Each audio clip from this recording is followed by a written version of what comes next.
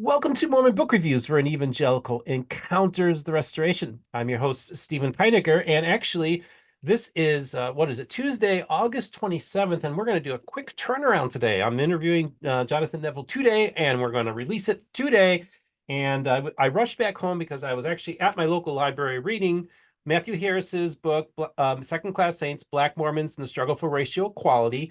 I'm taping an interview with him this Thursday, so I've got to get, the best. I tell people the best way to read a book is you schedule the interview with the author, and that gives you a good timeline. So I did that, and I also want to recommend to people that the next book I'm going to be reading is Come Up Hither to Zion, William Marks and the Mormon Concept of Gathering, written by my good friend Cheryl Bruno, along with John Dinger, who I also believe will be on the interview as well. And then my homies over at Stick of Joseph, the very first book that they've ever published by John Butler in the language of Adam. I hope to tackle this book soon and have him on as well. Mormon Book Reviews is back to doing books again, folks, and we're back, and I'm so excited about that. Now, before I introduce my guest here, I just wanted to address one more thing, and that is right before I went to bed last night, I went on Facebook and I I was a little frustrated, and I said something not too nice about Trent Horn, who's the Catholic apologist who debated Jacob Hansen last week on the Pints with Aquinas channel.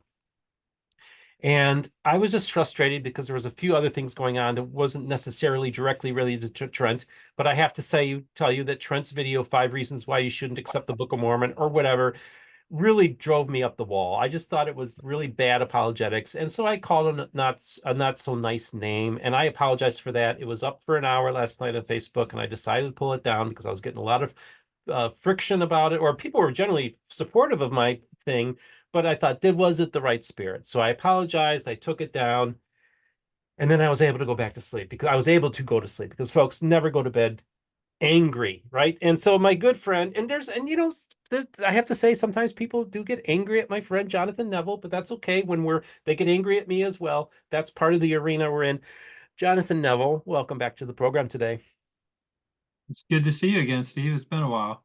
It has been a while, and I miss talking to you, and I miss not getting out to Utah this year just because of my condition.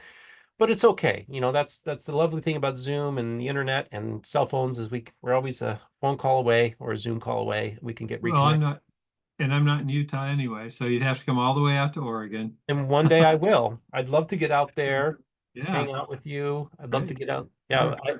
I love Oregon actually. I went out there years ago to a conference and fell in love with the state. So and the climate is so perfect. I know especially where you're located. Yeah. So I contacted Jonathan yesterday because I'm like, we've been talking about having him come on the program. And I said, Jonathan, you're always got all these different projects going. What are you kind of working on right now? Or what is something that you would like to discuss with my audience? And you brought up what you thought are some bias that you have detected with the compilation of the Joseph Smith papers. And Mhm. so, and I want to make it very clear, the Joseph Smith papers is fantastic. It's wonderful. As a matter of fact, I had Robin Jensen and company to come on when the very last volume of the Joseph Smith papers was out. I had them on to talk about it. I think that the Joseph Smith papers are absolutely fantastic. It's definitely something I hope to have the whole complete set one day on my bookshelf too. So when I say this, we're not saying this in the context of we're trying to attack it, but everybody has biases. We all do. Yeah. Jonathan admits to it. I do too. Sometimes it's good when people point out my biases to me, and Jonathan always appreciates it when it's pointed out to him. So we're doing this as wouldn't you say, a public service? There you What go. you would Exactly. say Yeah. would be some biases that you see in the Joseph Smith Papers project. So I'd like for you to kind of lay out your hypothesis and kind of give us maybe some examples of what this bias looks like. Okay, good. And I appreciate that preface because I agree with you. The Joe Smith papers are fantastic. We all rely on them. Anyone who's doing any research in church history, a lot of people don't realize that when they started the Joseph Smith Papers project, they consulted with the Jonathan Edwards Center at Yale, and one of the, the people involved with the Jonathan Edwards papers at Yale is still on the advisory board for the Joseph Smith papers. And I don't know if Richard Bushman mentioned that to you, but he did tell me when I was meeting with him one time, he said when they first started, they wanted to find some way to kind of integrate Joseph Smith and Jonathan Edwards papers somehow, but they didn't see a connection. And then after he read my book on it and subsequent conversations, he said, "You should have been here 15 years ago. We could have done this." And so there's a lot of really interesting correlations between Joseph Smith and Jonathan Edwards.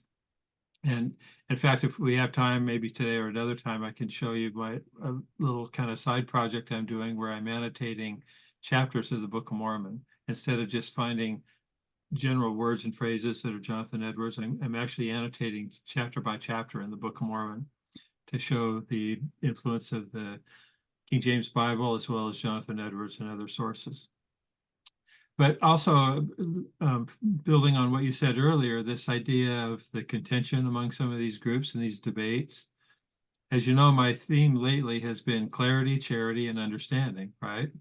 In fact, I have my book, The Rational Restoration, here, and it says reframes in the pursuit of clarity, charity, and understanding. And I keep emphasizing that because clarity seems to be difficult for people to accept. People like to have things cloudy, a little murky, and a lot of these debates boil down to people not being clear about what they believe and what they're saying. And then the charity, of course, is giving people the benefit of the doubt. But the third one is understanding, where instead of trying to convince or compel people to agree, we just want to understand one another. And you and I think, feel the same way about that. We want to understand each other. I'm fascinated by the way different people think and how they interpret things. And so one aspect of this that's specific to the LDS community is the Joseph Smith papers, because there's the papers themselves. I don't know if you have any of them there. I have one here I can show. Actually, most of my copies are in my condo in Utah, but I have one here as an example. And so there are these thick volumes. Yeah, there you go. There's a thick one. And there's, how many of them are there? 30, 100, I don't know how many volumes. Dozens and But dozens. there's different series. You can see this one I've made some notes in.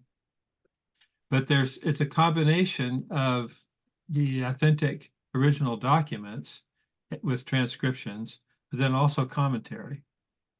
And the commentary is what I want to talk a little bit about today with your viewers, because you can see, as an example on this one, here's the actual document, and then here's the transcript of it, but then there's notes all through these. And what I found as I was going through these various volumes, as I was doing my various research projects, the notes have a very distinct bias in them. And there's some omissions that are a little disturbing to me. And in some cases, they're anachronistic in the sense that, for example, I could pull one up here maybe, but there would be things in the printed version that have been superseded by additional discoveries. And yet in the online edition, they're not updating it. They're leaving it the same as it is in the printed version. And I find that really bizarre and maybe troubling, actually, because I think most people are going to access the Joseph Smith papers online anyway. Well, that's a good point. I don't see the point of trying to make sure the online stays the same as the printed. You know, So did you say you had an example you wanted to share with the audience? Yeah. I can pull one up here. Let's see. I've enabled screen share. I can share the screen, I guess. Should I share the screen? Share the screen. And this will be a way to kind of introduce my whole this blog I have called LDS Historical Narratives. I don't think you and I have ever really talked about that one. Can you see it there? It says Jonathan has started screen sharing. Double click to enter. Yeah, so it's I don't see it. It's just that I don't. Outlined on There we go. lines. There we go. Okay. Okay. So this is a blog called LDS Historical Narratives. And what I'm trying to do here, well, I'll just read the introduction here. It says, historical narratives are created by word and image. Eventually, they acquire a reality of their own. This blog focuses on the origin and setting of the Book of Mormon. I think Joseph and Oliver were honest and candid in that their teachings are corroborated by extrinsic evidence. And then President Nelson taught that good inspiration is based upon good information. Good history is also based on good information. And what I've tried to do here on this blog focuses on how these narratives are created in the first place and how they acquire a life of their own, which is, it's a fascinating, it's almost an investigation into psychology. This one is one I posted about a year ago on the Urim and Thummim in the Elders Journal. And it's an example. We won't take the time to read the whole thing, but we can give you a link for readers to look at. But the point is that sometimes they have these narratives in the notes that have been superseded by additional information, yet they don't update it in the online version. This one was from, okay, here's an example. Here's a note. If you go to this link, you can see it's a passage from the online version of the Elders Journal. Then they have these notes, basically footnotes. You click on it and it opens a window. And here there's these 5 different elements of this note, and each one of them is problematic. So for example, I'll just read this one. I don't know if you can see it. It says, extant documents suggest that the biblical term Urim and Thummim was first applied to the interpreters by William W. Phelps in 1833. Can you see that? I underlined it in red. And then Joseph Smith adopted the term thereafter. Okay. Yeah, it's in yellow. So I'll show you down here, and then the blue and the green. But that's an old narrative, because, and you probably are aware of this, that we know that in 1832, which was before Phelps published this, Orson Hyde and Samuel Smith were in Boston as missionaries, and they did an interview with the Boston Investigator, and they explained that Joseph Smith translated the plates with the Urim and Thummim. So this is not the what it says here in the Joseph Smith Papers note is that it was first applied to the interpreters by Phelps in 1833, but we know that's factually incorrect. Okay. Now, in the printed version, apparently this note exists, and so that's stuck. They're not going to reprint these books. Right. But there's no excuse for not updating the online version. So down here, I pointed out the red one here, the one I underlined in red. The note claims that biblical term was first applied by Phelps, but the editors know it's false because it's widely known about this article in the Boston Investigator. And the article included this exchange, for example. They said, in what manner was the interpretation or translation made known, by whom was it written? And this is Orson Hyde and Samuel Smith. And they said it was made known by the Spirit of the Lord through the medium of the Urim and Thummim, right there. It was written partly by Oliver Cowdery and partly by Martin Harris. And then they said, well, what do you mean by the Urim and Thummim? And he said, the same as were used by prophets of old, which are 2 crystal stones placed in bows, something in the form of spectacles, which were found with the plates. So it's clear that that's exactly what they are referring to. And this preceded William Phelps's publication. So that's just one example here of many I can give of how the note in the Joseph Smith Papers is out of date, but it's still there. Okay. So unsuspecting readers read this. Now, the question is, why would that be there?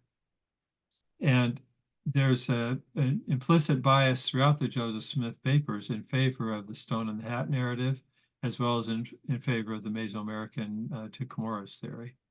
And so this is one example. I have another one here from the 1831 conference.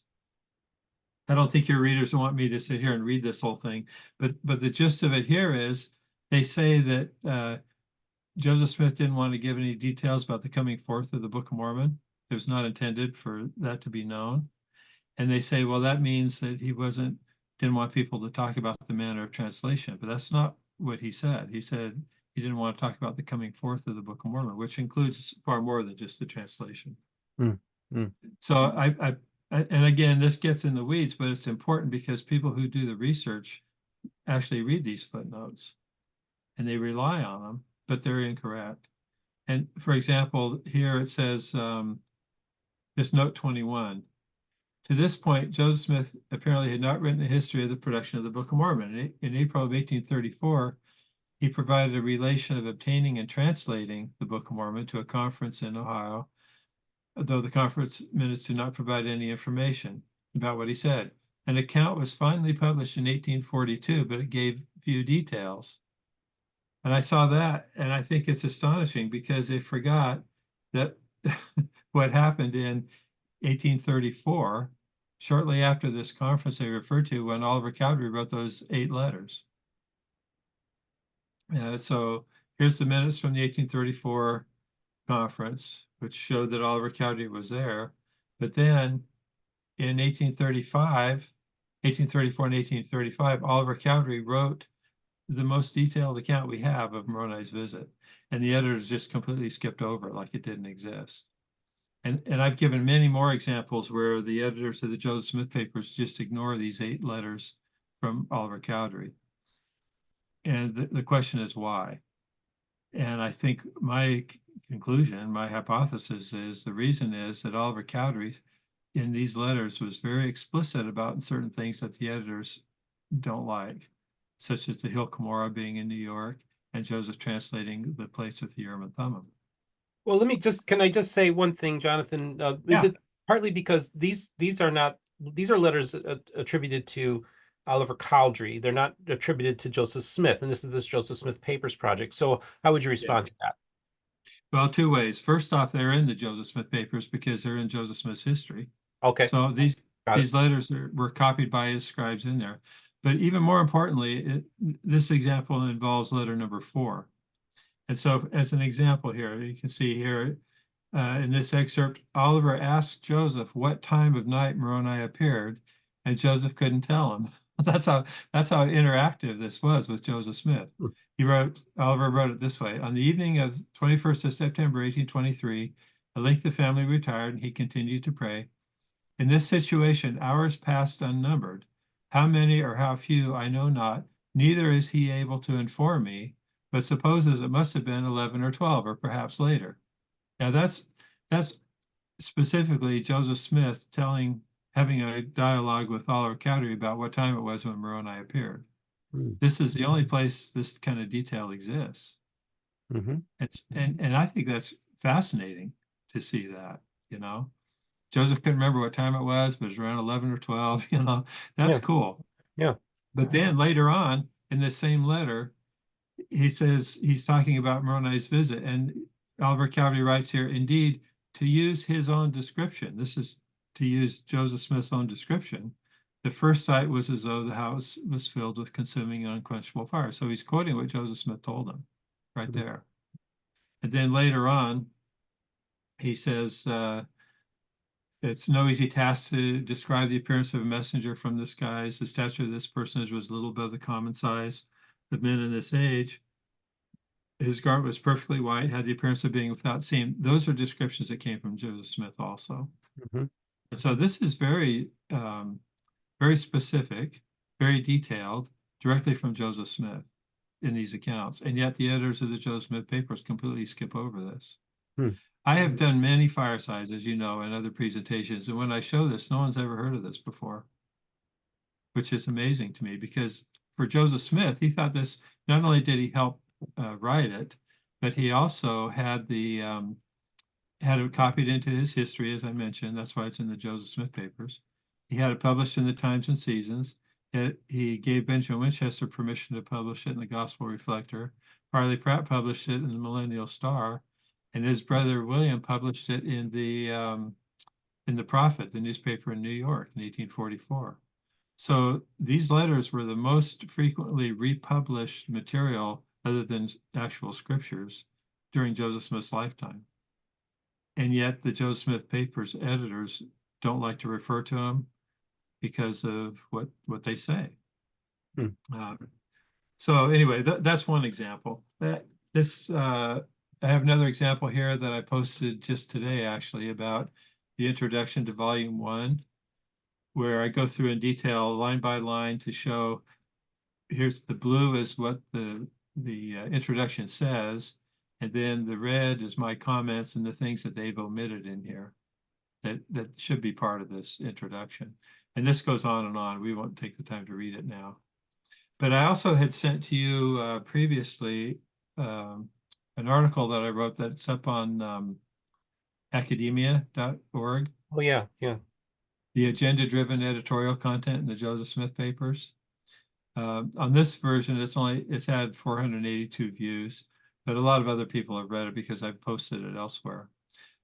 And this one is a review of Volume 5, the original manuscript of the Book of Mormon in the Joseph Smith papers. And then here I go into a lot of detail about the efforts they went to avoid even referring to Cumorah or the men of translation. It's really amazing.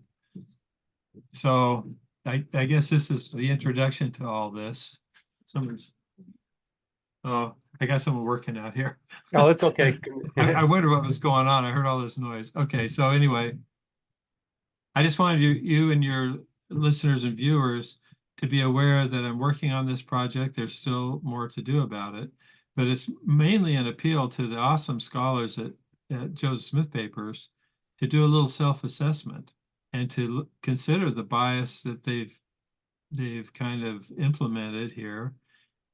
Let me stop sharing this. So Yeah. So I guess for me, it's like, I remember there was a person who's a scholar who used the term, we wandered amongst the plains of the Lamanites, as opposed to the well attested to, we wandered amongst the plains of the yeah, Nephites, right? So right. sometimes there's like a bias there that they don't even realize. And I'm not trying to cast aspersions here or anything like that, but I do Right. You think need I think it's important because, like, do you feel like maybe they just made an editorial decision that they just didn't want to cause like there to be conflict or something? I mean, yeah. what thoughts on those decisions they made? Well, I think it's a combination of two things. I think there's kind of a zeitgeist where they just most of the intellectuals and LDS intellectuals believe that Cumorah is not in New York. And so anytime they read something that contradicts that, like letter 7, it just either passes right out of their mind or they say, well, we better not go there. It's like when remember in the lesson manual on the teachings of Prophet Joseph Smith, they did the Wentworth letter and they omitted the parts about that contradict the narrative. They just deleted those out of there. And I think it could be that they want to avoid contention, but this gets back to the issue, my principle of clarity. The first thing to avoid contention is to have clarity. What causes contention is lack of clarity because people aren't seeing the same things. And so I think there's that. I think there's the two elements are they've been brought up and trained to think that Cumorah's down in Mexico and that Joseph Smith didn't really translate anything. He just read words off a stone. So that's their worldview to begin with. But second, when the issue does come up, they say, well, let's not even go there. Let's just pretend it didn't happen. Let's just pretend these letters didn't exist and avoid them. So those are the two elements, I think. And I can't tell, you can't read people's minds. But the key problem for me, and I point this out on the blog, is that the basic standards for professional historians is you have to present all the evidence. You don't just hide evidence because it contradicts your theory. And so I think the editors of the Joseph Smith papers have made a really serious mistake by omitting evidence that contradicts their narrative. And I'm not saying they need to present all the arguments on both sides. They just need to present all the original materials in their editorial comments. Okay, well, that's I appreciate you kind of bringing your perspective to this, and of course, I'm friends with many people who have contributed to Yeah, the Justice Smith Papers project. I've had many of them on. I honestly think it's one of the most awesome things ever done. Like, I think it's super. too. I 100% agree with that. And but I also think that, everything, it's really good. That's why we have peer review. That's why we have, people Yeah, writing reviews. That's why we have people looking at it from different perspectives, just to try to eliminate bias. Really, that's what you want to do is in the academia that's is right. you want to, because a lot of bias is there. It's not even, it's like a bias that they don't even realize. And so it's good that people who kind of look through things through maybe a different lens can Mhm. bring something to the table to kind of like maybe I think what happens is that, like you said, good information makes for good history. And I think it's really important that we get the best information and we get out all Yeah, the information out there. exactly. And so to me, it's like even, I think more is better. Like I want, let's keep Yeah, on adding to the online editions of the Joseph Smith Papers Project sure. forever, right? Because I think we will. Yeah, yeah. But the thing is, it's a subtle bias because I'm aware of some of these things because I've been researching it. If you weren't aware of it, you wouldn't even know it's not there. And that's why it's kind of insidious in my view, because It's keeping people ignorant of the relevant historical sources that are directly on point, but they're not included in the editorial comments. And that's why I wrote these papers and do these blogs to call attention to it. And I'm hopeful. I mean, I love all the people out there at the Joseph Smith Papers and the Church History Department. They're fantastic. We're all indebted to them for all the work that they've done. It's just that they've been blind to these issues, and I've tried in various ways to bring this to their attention, and they're very resistant to it. You know, I've been told by some of the employees there that they've asked to have me come and speak, and the let's just say the leaders of the department refused to have me come speak to them and present this.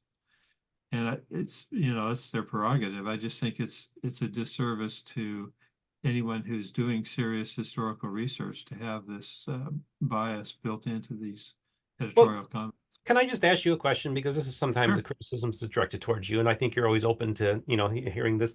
But Sure. some people say that, they feel like you are sometimes disparaging when you use terms like Sith, like, Yeah, like I or know. that kind of thing. So my question is do you think sometimes it's some of your online kind of that might kind of Okay. cause there to stir things up, Yeah. that might cause them to push Totally. back on you?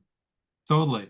And you know, and when I first got into this, of course, I was kind of defending Rod Meldrum mainly because they had attacked him so ridiculously and asserted their academic credentials and so on. And so I was a little combative at the beginning. And then based on their reactions to me, you know, they attacked me and stuff, which I don't care about attacks, but I don't like it when they are misrepresenting things because their readers will believe what they say.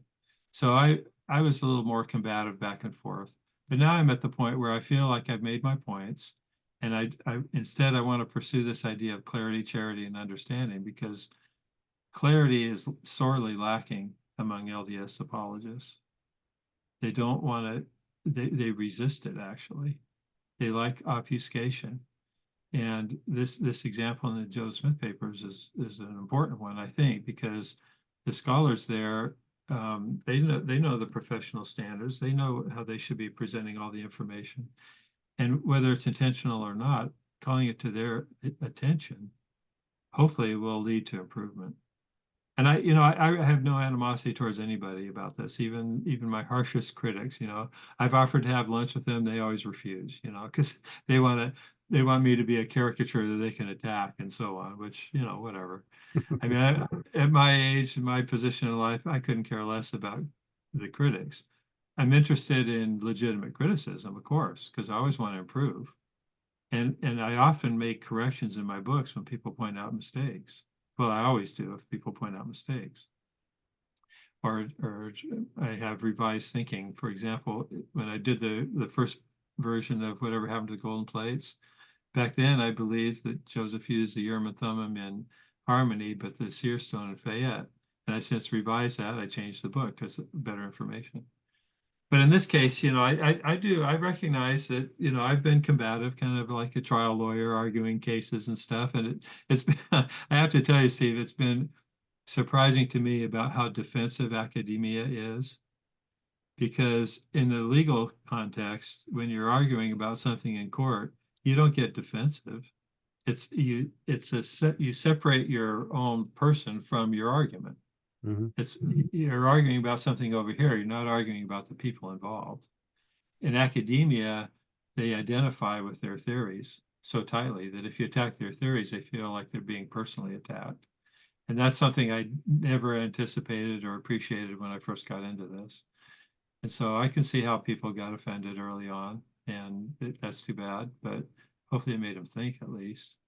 Yeah, and I think But and I think that that's actually one of the beautiful things I like about like the Mormon History Association and John Whitmer Historical Association is that they do allow for amateur historians to present. yeah.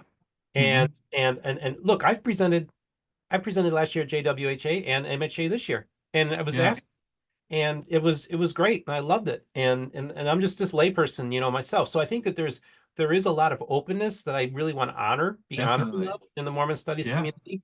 I think that it is a wonderful group. You've presented last year at MHA or the year Mhm. before, and so Yeah, a couple times. yeah, Yeah. you've done it a couple times. So I think there's I think we're thawing some of these things. And again, look, I've had issues with almost all the apologists from all the, not all, but many apologists from all the camps, whether it's the evangelical apologists. Now this trick horn's kind of driving me crazy. And then we got some of the people over in the LDS apologetics realm that I mean, literally, I've been spending years reaching out to them. I mean, let's Yeah. talk, let's break bread, let's have a conversation with each Yeah. other. They just refuse.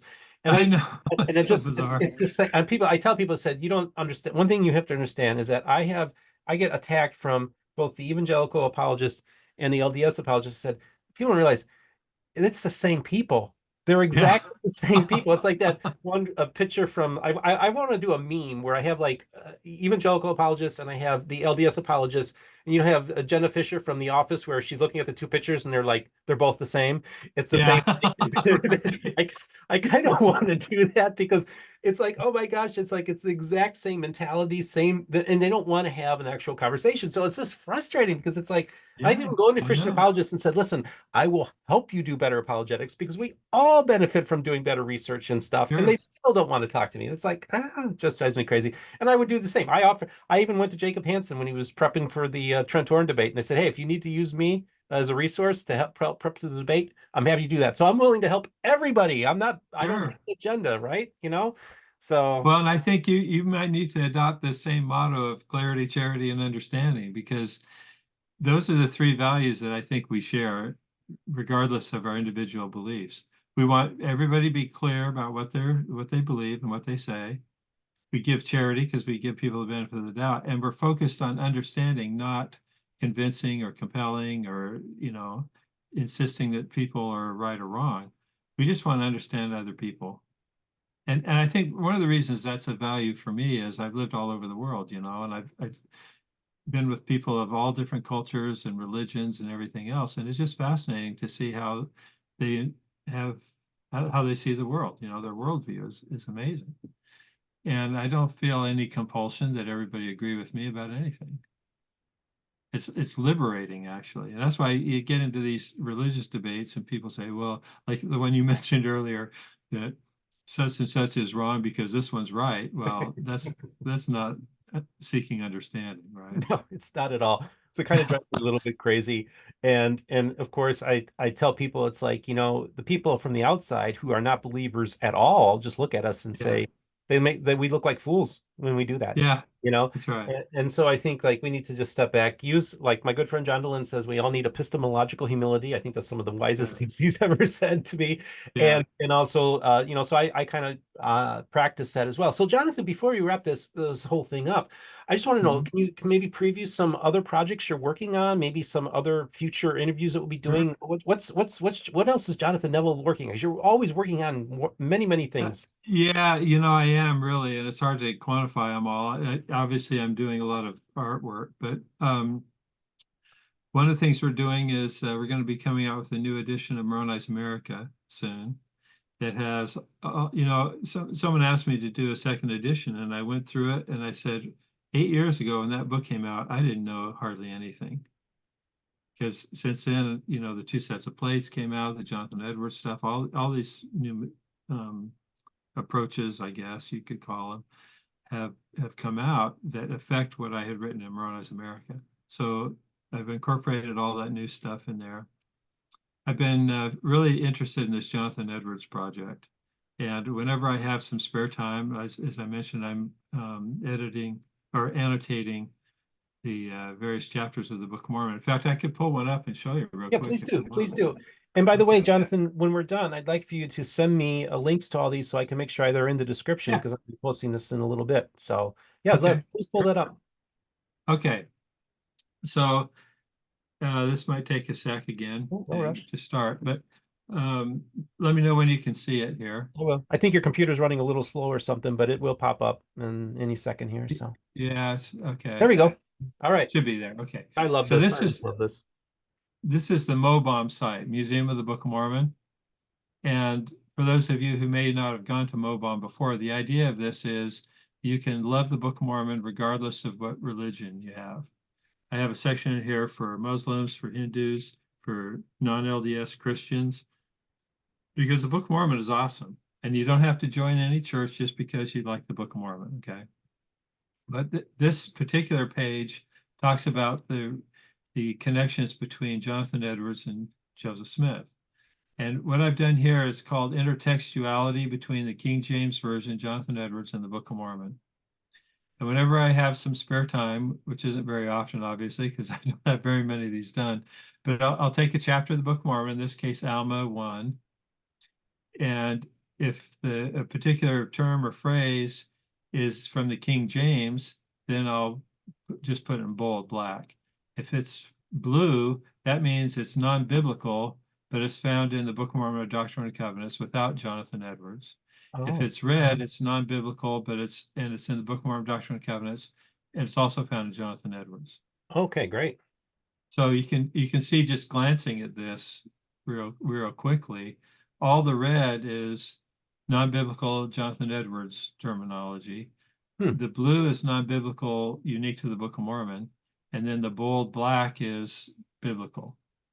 Okay. And for me, this is really fascinating.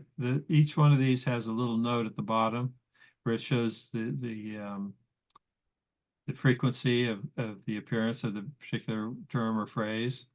Some of them have little notes in it. But I just like looking at it at a glance. You can get an idea of roughly 1/3 of the Book of Mormon is from the Bible, another third is Jonathan Edwards or other contemporary Christian authors, and a third is kind of unique to the Book of Mormon. So this is all preliminary work. It's just a simple search of the 1808 edition and the works of Jonathan Edwards, as well as I use Word Cruncher for the biblical text and the Evans database. Great. But I love it's just fun for me to see it. And so I've done that with these various chapters. And every time I do one, I find the same patterns, basically.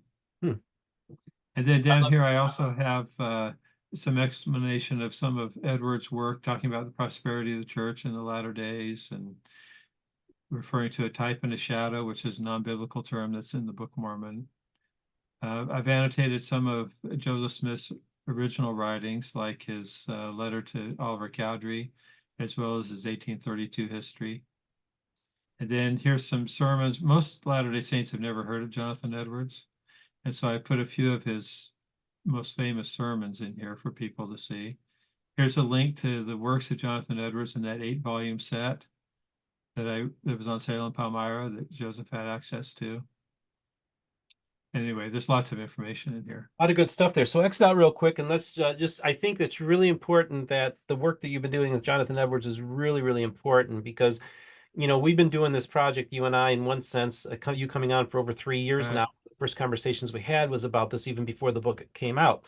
And I just think that it's really important, the work that you're doing. And I tell people, these Christian apologists that attack me, I'm like, who else is providing a platform in which now I hear from Latter-day Saints downloading sermons in books of Jonathan Edwards? They're reporting back to me. I said, now most Christian apologists, there's never going to happen. But guess what? They're reading Jonathan Edwards' materials, one of the leading evangelical, reformed, if you will, most important people in American history, right? And who historically was viewed as, like, Mormonism is in contrast to Jonathan Edwards and his sinners in the hands of the ring of God. Now we got Latter-day Saints who are embracing the works of Jonathan Edwards. Who else? What other Christian ministry, if you will, is doing that, right? That's So I think it's really important that we read your scriptures, you read our scriptures, we read your general authorities, you read our theologians. I think that's good. I think that we can gain so much out of this conversation, as opposed to just gathering information to be using as a cudgel that we can use to attack each other, which is highly unfortunate. And unfortunately, we see within our own camps, Christians doing it to each other, Latter-day Saints doing it to each other. And it's like, it just drives me crazy. So we hope to continue to be this neutral space, as Dr. Randy Bell likes to call this, the Switzerland of Mormonism. I really feel that we've created this really unique space. I think that really, honestly, Jonathan, the early on conversations that we had actually kind of put me on the map. in many Yeah. ways, and also kind of put you on the map in some ways too. You know, I Yeah, think we've both been sure. mutually beneficial to each other. And just to, as an outsider looking and say, hey, this guy's doing some original research and thinking here. I think we need to pay closer attention to what Jonathan Neville is up to. So, Jonathan Neville, thank you for letting us know what you're up to. And I'm sure you've got a few other things as well that you Well, I could do, tell me but about. we'll talk about those another time. But let me summarize what you just said was in the words of Joseph Smith. He said he had an intimate acquaintance with those of different denominations in his first history. And that's a commendable approach that all Latter-day Saints should have. We should have an intimate acquaintance with people of all denominations, and instead of being so insular as we have been. And you've done an amazing amount of work to kind of introduce evangelicals to Mormons, Latter-day Saints, in a safe environment, which is exactly what Joseph Smith was doing. And we've all forgotten that. And most Latter-day Saints have forgotten all about that, you know. I, So I just it's love cool. sharing.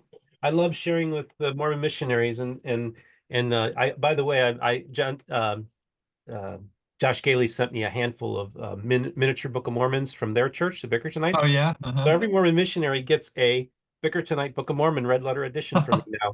And I Cool. think, you know, so we get not only the different voices of the restoration talking to each other as well and honoring Yeah. them and their scriptures. And I think it's really important that we do that in these very tumultuous times. I don't get how people could be so combative in this world and then wonder why this world is such a mess when it's because of their doing Yeah. that, causing there to be division in our land. It's because of those tactics of, like my pastor did two parts sermon the past two Sundays called Zero Sum Christianity.